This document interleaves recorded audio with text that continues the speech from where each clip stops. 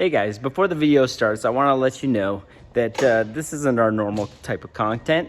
You know, a lot of you have wanted to know what happened to Tom and kind of what's been going on. So this video is going to shed some light on it. I didn't edit much out, so there is some language, so be aware of that. You know, this video is real. This is our lives. And I know you guys care a lot about Tom and what had happened. So we're going to share it with you now. So watch, listen, be grateful for this life, and remember to get checked out.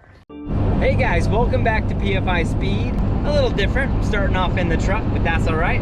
I am on my way to the airport. I'm headed to pick up my great friend Tom.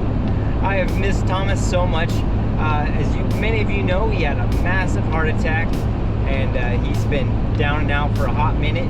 He's been working on recovery, and he's gonna be out here for a few days. He's gonna pick up his truck and his trailer and stuff, and head back to California with that. It's gonna be great to see him. He's had to change his entire diet. Things in life are much different, and I'm sure we're gonna learn some of that now. So I'm gonna head down there, pick him up, and let's cheer him on. He was stubborn, he stuck with us, and he's gonna be here in just a few. All right guys, let's get him.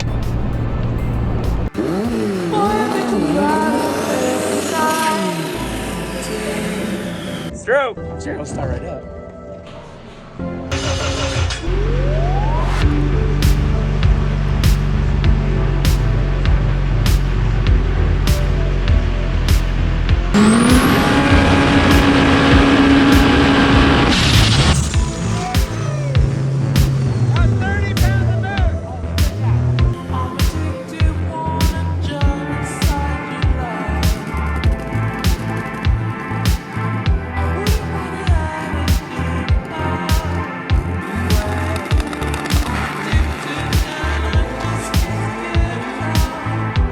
We're up against there, buddy.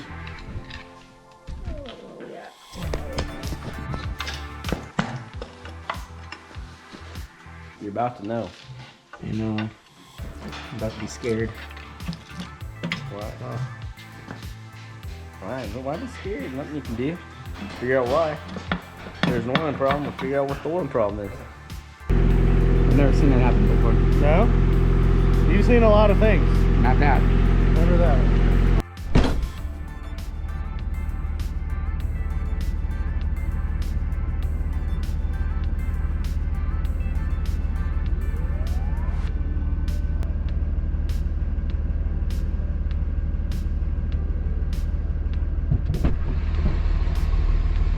Oh. It's good to see you though. Oh.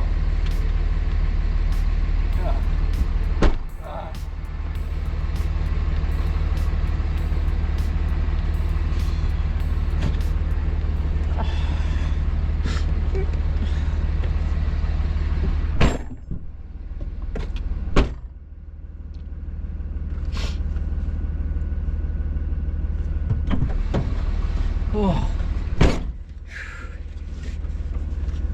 It's been something, brother, let me tell you.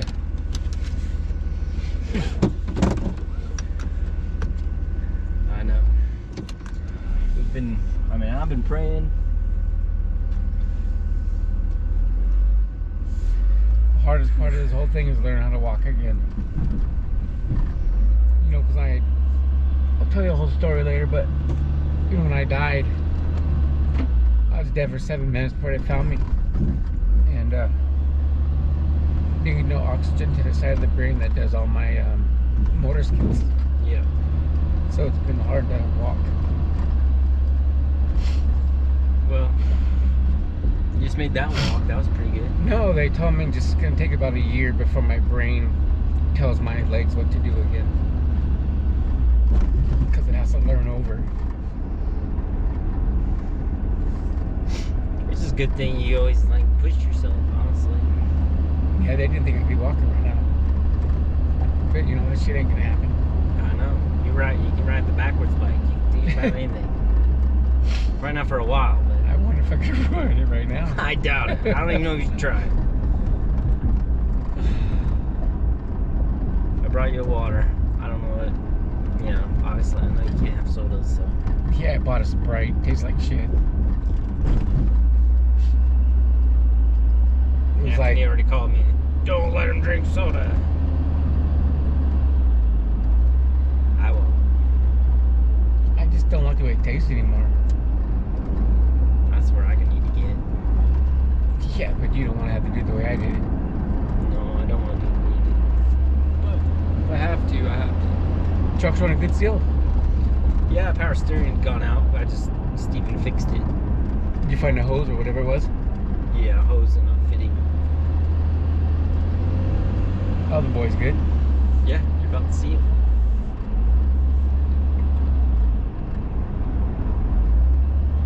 Oof.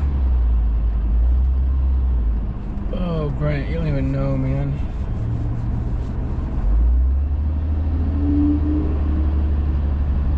I know. I sent you off to California to celebrate your birthday. And Dude, I fight every day just to be here. Sometimes I want to give up. It's just so hard.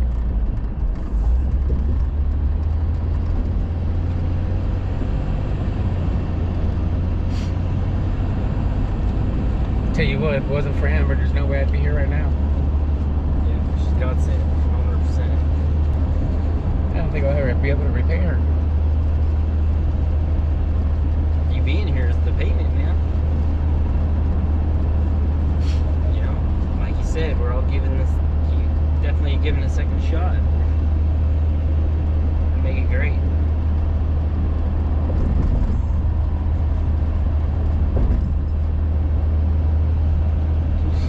We definitely look at things different. Yeah.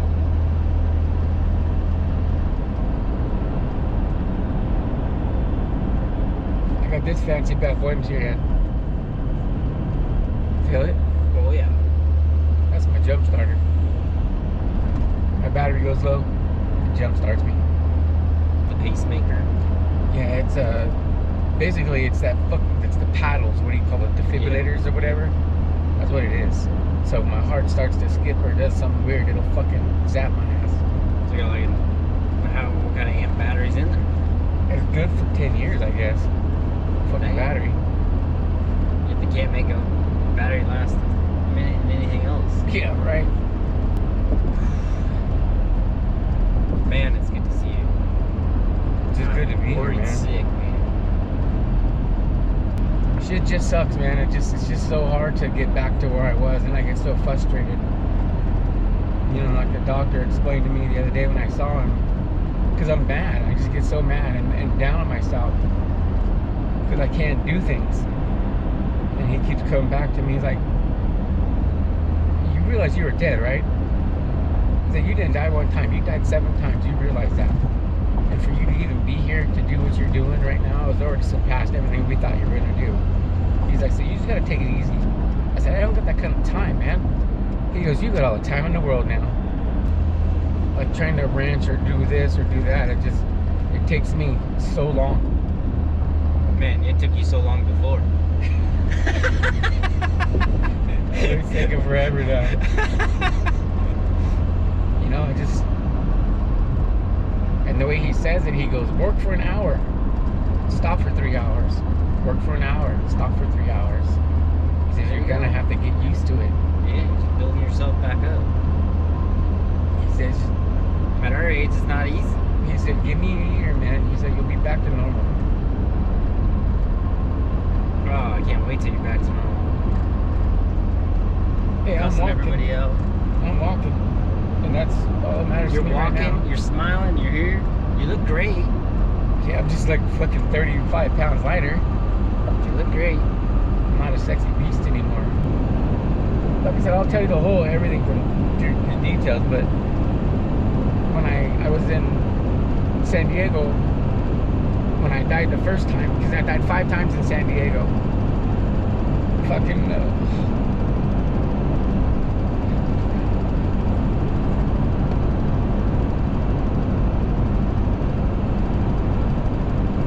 it's hard to talk about it, I know. but It's hard to hear, but I'm so worried about you. little kid, fucking 25-year-old kid brought me back 5 times. The funny thing is he watches the channel. And he knew. He's like, oh, I know who you are. It was so funny. He's a Subaru kid, you know? Thank you. It's like, fuck me, dude.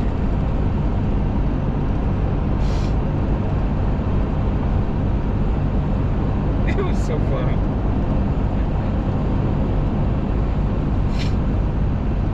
You know, we became friends in there, you know?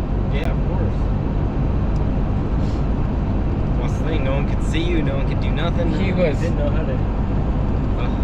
I remember when I died, I was yelling at him. I'm completely dead. And I see him on top of me from outside, pushing on my chest, right? Poof. And I'm yelling at him. I'm like, Tyler, get the fuck off me, bro. What are you doing? And he's doing his thing, you know? Yeah. And then all of a sudden I get zapped. Oh, Brent, I remember that shit, dog. Just sucking you back. Dude, it felt like somebody smacked me in the face with a mallet. Boom! I jumped up. I'm like, Tyler, what the fuck did you hit me for? Keep in mind, I'm still dead. The second time they zapped me is I came back. And I'm all, Tyler, what the fuck? Where you at? Where you at? And he grabbed my hand. He goes, I'm right here, bro.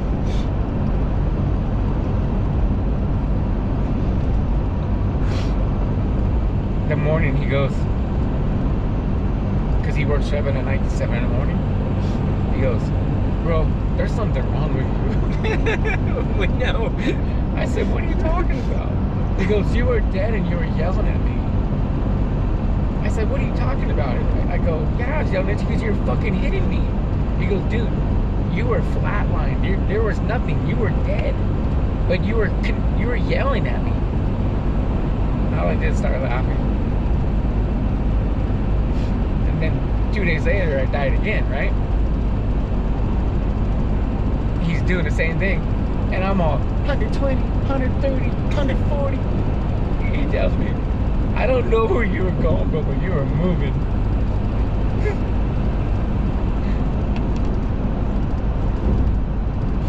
So you were fucking hauling ass. And I started laughing.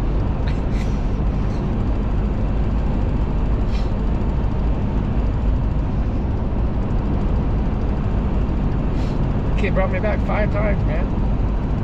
Young ass kid.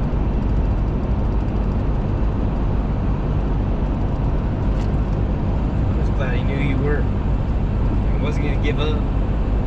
He told me I made a deal with somebody. He goes, I don't know who you made a deal with, bro, but the devil surely didn't want you. He says, you got a purpose here. He says, I don't know what it is, but you need to figure it out. So nobody gets the chances that you got.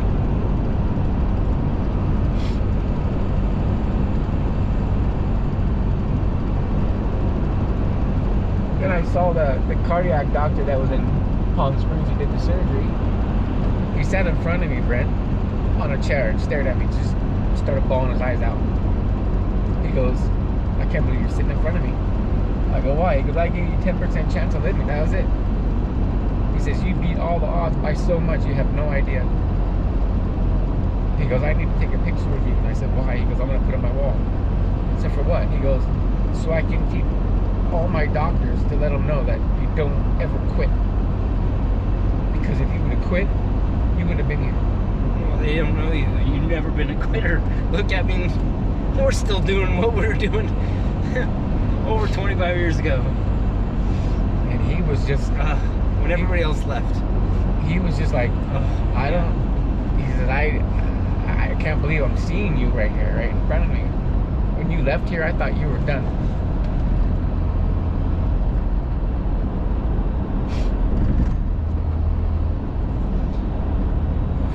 I was ready, Brent. I was ready to give up. I'm glad you did. I told Amber, I said, this is where everything's at. This is what you need to do. Just make sure the kids get everything they need.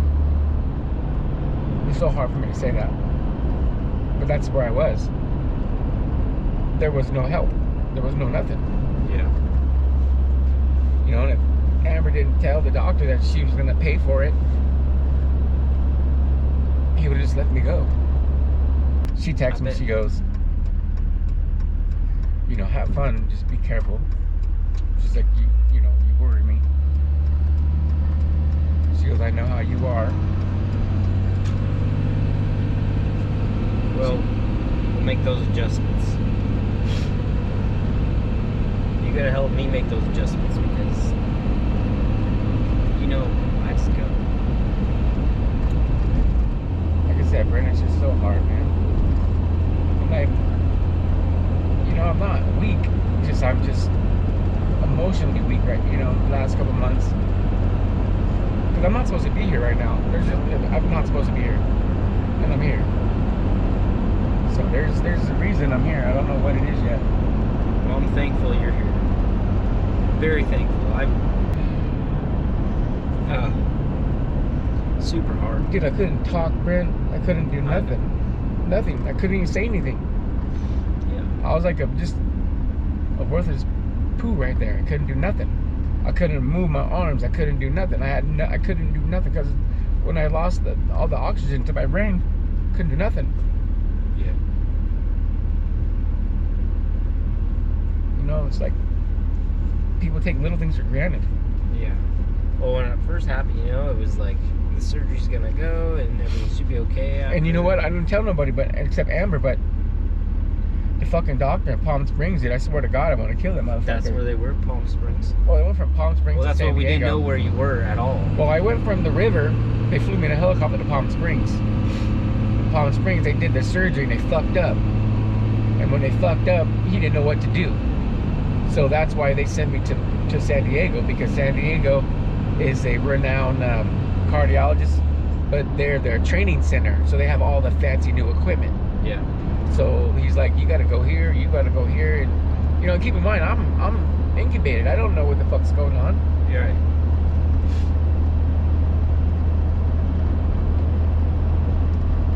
Well, that's what, you know, we didn't know anything, you know what I mean? We just knew you were in a hospital somewhere, and then that you got driven to this other hospital, and we heard first it was like, No, I drove where you were from. I drove myself to the hospital because I wasn't having a heart attack, you know what I mean? I wasn't feeling like that. I was just, when I took the boat out, we were on the river, and my house, you know, my little trailer from the river is about 50 yards, and I had to stop 3 times to catch a breath. So I was just short on breath, but it was 115 degrees, so I figured, okay, it's the sun got to me. Because I was in the sun, and I had 2 beers, and I'm thinking, okay, maybe I just got too much sun. Yeah. So I was like, okay, no big deal. And then I walked from there to there. It took me, you know, 3 times, and I just got in the air conditioner. Once I was in the air conditioner, it was better. So no big deal. We ate dinner, and I went to bed, like no big deal. The next day, and I went out, got up, Amber and them left to go to, you know, they leave early. They leave about 9 o'clock to go home. I said, I'm gonna stay one more day and I'll meet you guys at the house. I just want to put the boat away and a nap. So I, you know, went out there, covered my boat. I went and did my laundry.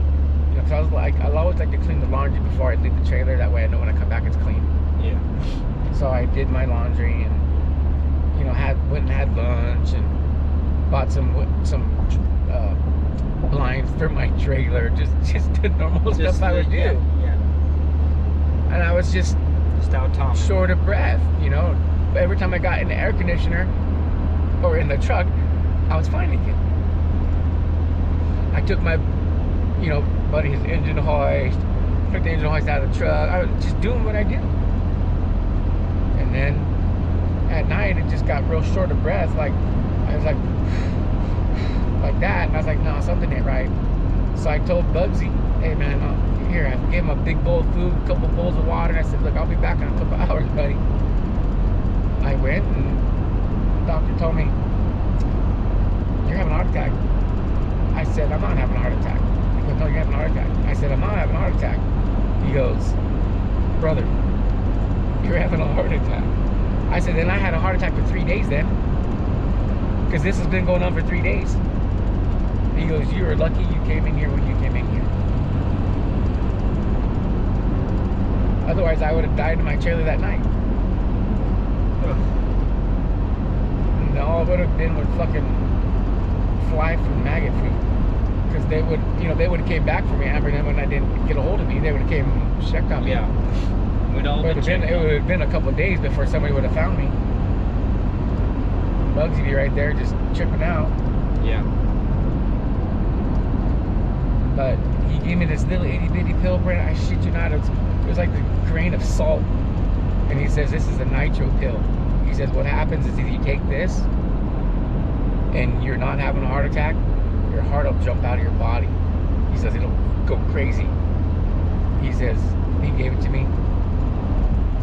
Nothing. He goes, hold on. So he gave me another one. Nothing. You're taking nitro. Yeah. So he gave me 2 of them, and I did nothing. He goes, yep, you're having a heart attack. You're out of here. Within 30 minutes, I was in a helicopter. And my nurse in the helicopter was so, oh my gosh, she was badass. She was so hot. Of course. I mean, you don't see that, you know? Yeah. She was hot. Oh, man. Beautiful. Brother. And I'll tell you what, all my nurses and all my people, when I was in San Diego, it was so nice. They were so pleasant. It made my stay so easy. It wasn't like I was stuck in the hospital. It's not what it was like, you know? Yeah. And it was crazy. It was so pleasant. You know, I don't want to have to say that about anything, but it was, out of the whole thing, it was pleasant. It's like, they were good people. Really good people. They took care of me. My nurses were cool. Nobody was an asshole. It was just, everybody was super, super cool.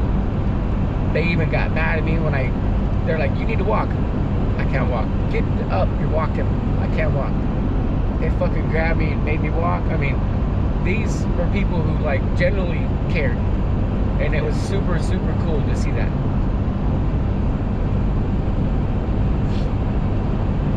They gave me a temporary pacemaker thingy. They had a big box, like a bunch of knobs on like an old school in the West progressive nitrous controller. Dude, he had that shit jumping. I was doing this. And I'm like, dude, stop. I said, that's not right. He goes, okay, we'll get turned down a little bit. So he adjusted it, and then, so that way it didn't jump anymore. And that's how they got the numbers for the pacemaker I had. So they adjusted it to where it was good. And that way I was, you know, heart was functioning normal, everything was doing normal.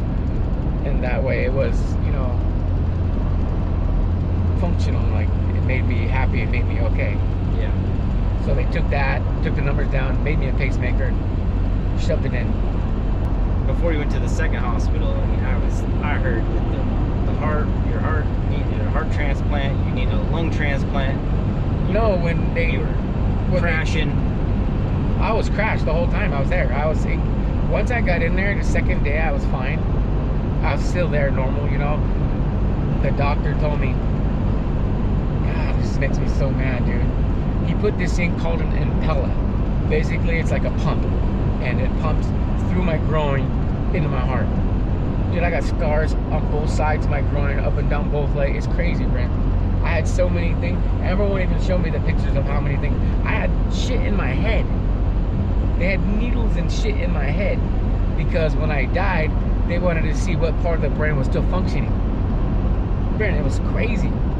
Amber won't show me those pictures. It's probably a good thing.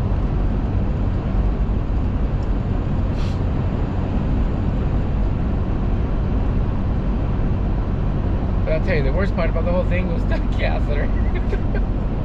Yeah, anytime you mess with your junk, that sucks, man. Oh man, it was no good. No good. It's like, you know, normal people like you and all that stuff that have good hearts.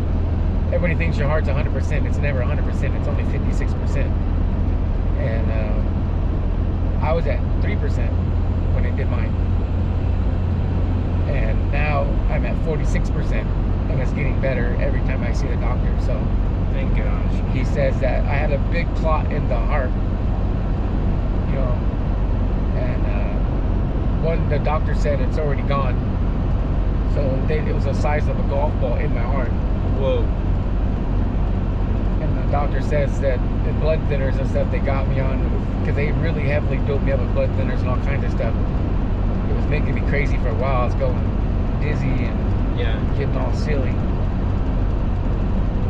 I ended up back in, I think I told you, I ended up back in the hospital for a few days because I was disorientated and dizzy from the drugs. Dehydrated, and it was no good. But we think we got a handle on it now.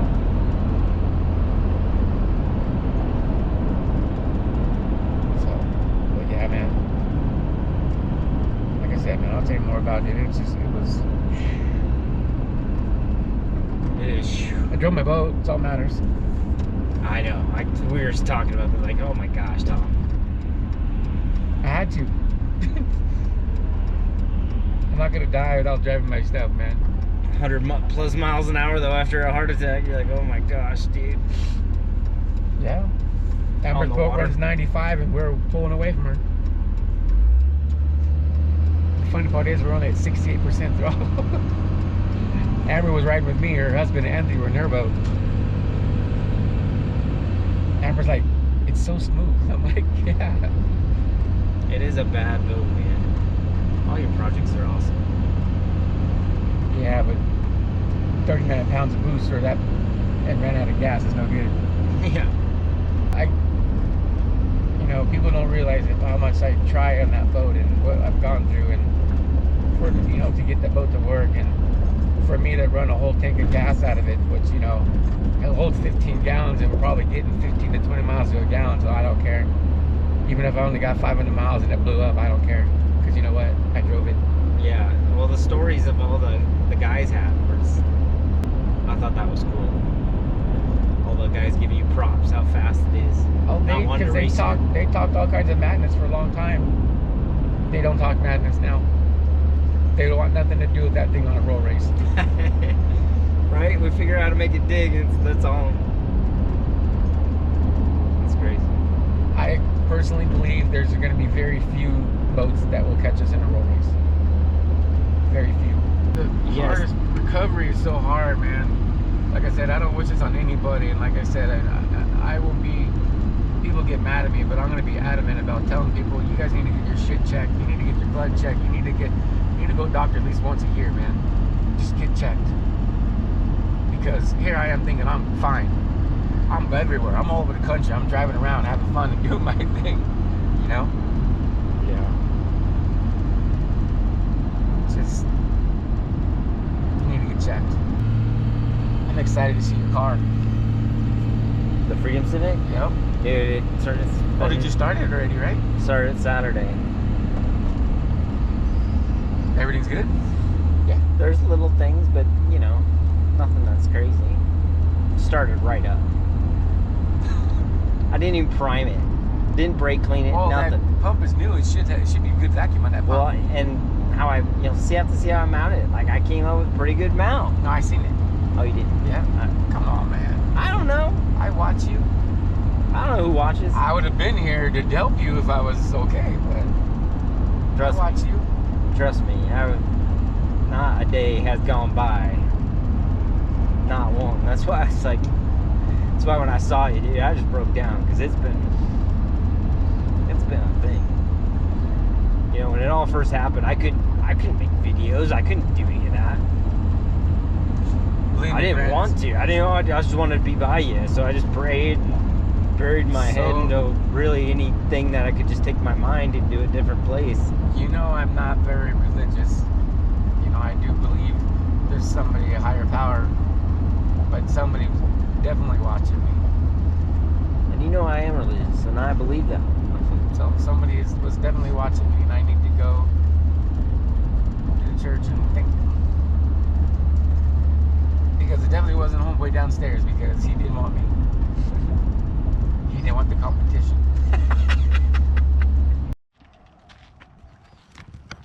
I just get wobbly. My man Tom. When you see me get wobble, that's just part of the deal right now. Where's my boys at? You get my birthday song? Yeah, I did. Oh, everybody. Good to see you. There's my man. The main man. Hey, old man. What's up, buddy? Good to see you guys. Good to see you guys. Yeah. What's up, brother? What's up? Same old thing, man. Just trying to get Same better. old thing he says. I heard you took your boat to like 90 miles an hour. Weird going over 90. It was good. Yeah, that's awesome. This has been emotional. Yes. I Steve- got this fancy scar. Look at this thing. So right here, where they cut it down, and then over here where they cut it. Oh man, Feel it. I can see it. Yeah. That's my, you know when the batteries die in the car? Yeah. That's my jump starter. That's the jumper pack. That's my jumper pack. It's a Boosted Boys jumper pack. I could probably jump his car with this thing, dude. Steven's been installing the catch can and seat He's in been this. going crazy. I've been watching He's- him weld. Catch cans easy. I've been watching him weld. He's killing it. He's working hard. He is. He's killing it. Both of them have been. I've been watching. They've been organizing the shop. My hair goes so fast. Dude, let me borrow some. You're gonna need It's like some. 6 pieces. You're gonna need some. Let's check out what Steve's done. Your seat's already happening now. Getting the seat mounted. Actually looks good at the house. Oh yeah, that looks great, son. Some people don't care about Catch can located right there. No, but you can see Good the job. what you do. A lot of people don't see it. What? Just 2 tabs in the front, 2 tabs in the back, all day thing. Yep, and it's low. That's what Jamin wanted. So And it's far away from. the shift, the brake. Yeah. Hey, good job. I'm not an emotional guy, but it's been emotional the last 2 months, man. You know, I just, like Brenda's always said, you know, we can make one person's dream, make them happy and smile. We did our part. And that's the motto I've been living by, man. Oh, you want to look at the belt mount? Because Let's make sure it's not too tight. no, you already know. I know, but I gotta check these guys. They don't know. You know, I know. I put it on. Yeah, fantasy polished valve cover, bro. Like my little alternator mount I made. I know. This looks good. All right, you got the seat mounted. It's looking excellent. It's mounted.